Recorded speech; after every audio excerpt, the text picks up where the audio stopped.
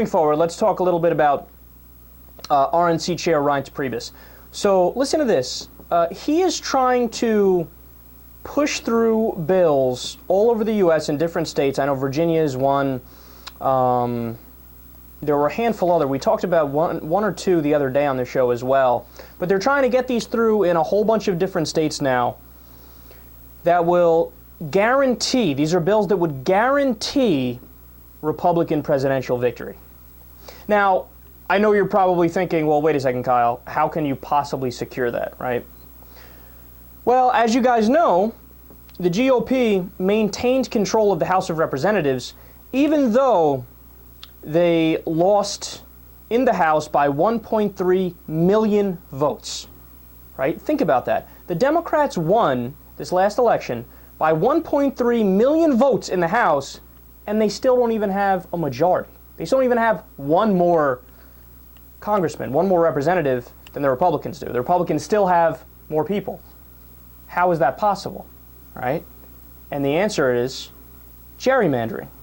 So they gerrymandered all over the U.S. to favor them, and if it wasn't for that, then the Democrats would have control of the House, the Senate, and the presidency, right?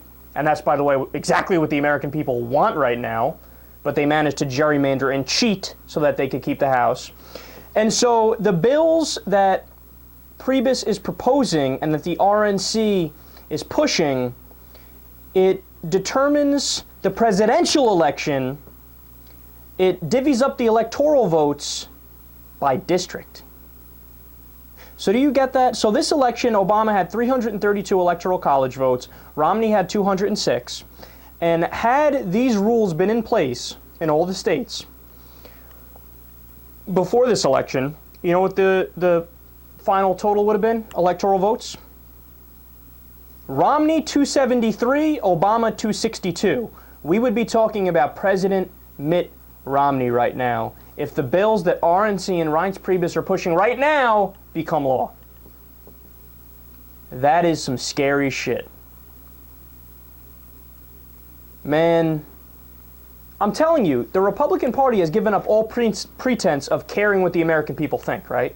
I mean, look, it's one thing to want your side to win and to do your best for your side to win, but the GOP's just given up on doing it in any serious legal way. Now they're just saying, all right, well, we'll suppress the vote as much as possible because the more people that vote, the more likely an election is to go Democratic. So we'll try to suppress votes as much as possible, and we'll try to rig the elections by counting the electoral votes by district as opposed to just by state, right?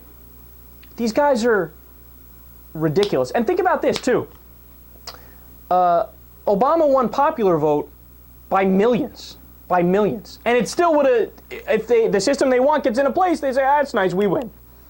Because if you do it by district, right, all of the red states and all the states that they've gerrymandered in favor of the Republicans, all of the denser areas, the cities, have more Democrats in them. All of the rural areas have more Republicans in them.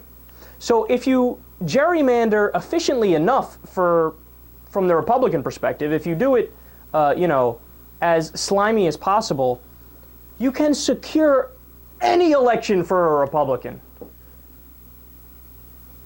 These guys don't give a fuck about democracy. They don't care about democracy, right? They just don't. Unbelievable.